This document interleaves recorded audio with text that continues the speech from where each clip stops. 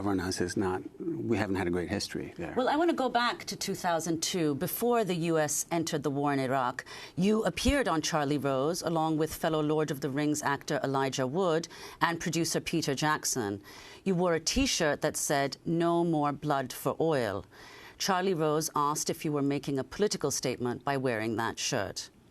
I wouldn't normally, but it's sort of a reaction to, I've heard a lot of people say to me, and I've read in a lot of places about the first movie and increasingly about the second one.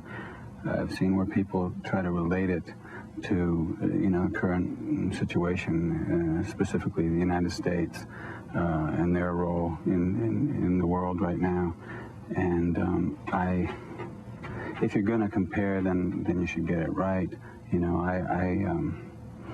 I don't like hearing, I played a character who's defending Helm's Deep, and I don't think that the Two Towers or Tolkien's writing or Peter's work or our work has anything to do with the United States foreign adventures, at this time, and it upsets me to hear that in a way, and it upsets me even more that questioning what's going on right now, what the United States is doing, is considered treasonous, really, and how dare you say that, and how un-American of you. And really, this country is founded on the principle that if the government isn't serving the people, you at least have the right to say, wait a minute, what's going on? And there's no questions really being asked at large about what we're doing. That was your appearance on Charlie Rose in 2002. So could you talk about the response that you received to what you said that evening on Charlie Rose? Well, there were some people, friends of mine or people who are among those who do like to find out, who do like to see what's going on and think for themselves, who felt that it was a good thing to speak up, And yes, I was there to promote the movie. And there are some who would say, well, you're there to talk about the movie, don't talk about that. He asked me about the shirt I was wearing, so I answered. And there are times where... You made the No More Blood for Oil T-shirt yourself. No More Blood for Oil, yeah. And, yeah, with a Sharpie before going in there, and on a white T-shirt. I think there's times where you have to speak up, or you should, or you look back and you think, I should have said something, because I knew better. And that goes for most of Congress, in 2002 and 2003. This interview that you just showed a clip from was in the fall of 2002.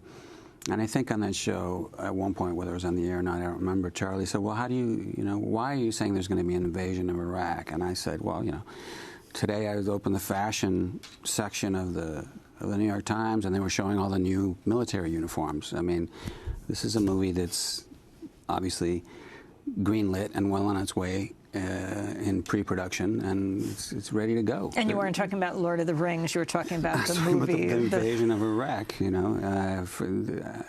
under false pretenses, and I don't know. Yeah, no, I got a lot, because those movies, that was when the second one was coming out, The Two Towers, and so all of us who were involved in that trilogy were suddenly very popular.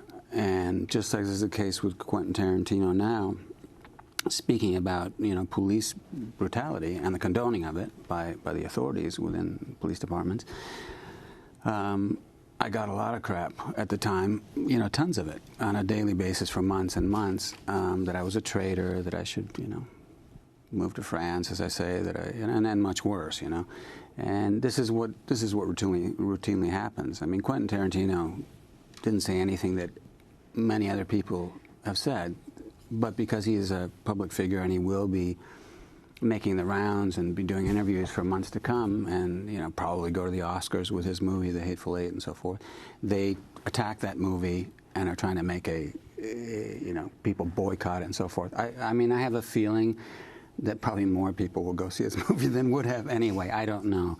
It doesn't matter. But sometimes you do lose employment. You do. Have you ever? I don't know.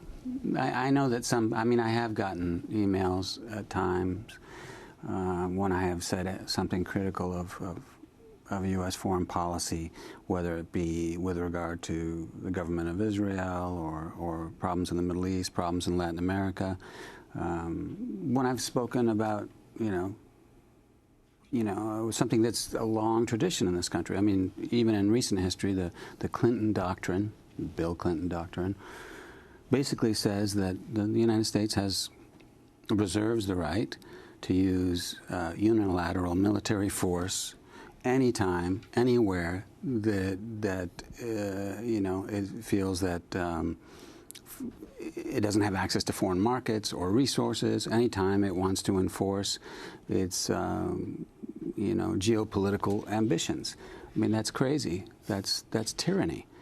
And George W. Bush didn't do anything new. He just followed that doctrine, and so has Barack Obama. I saw an excellent show you had on here with Jeremy Scahill talking about the drone papers. I mean, everybody should see that, I want to see, I want to know, and when I saw that show, I sent that link to everybody I knew, and many people I didn't know. And whether they looked at it or not, I don't know, but there are times where you have to say something. I felt at that moment in 2002, in the fall of 2002, I was in New York City, and here we were, New York City, where the year before, September 11th and all that. And just there are certain things that can't be left alone.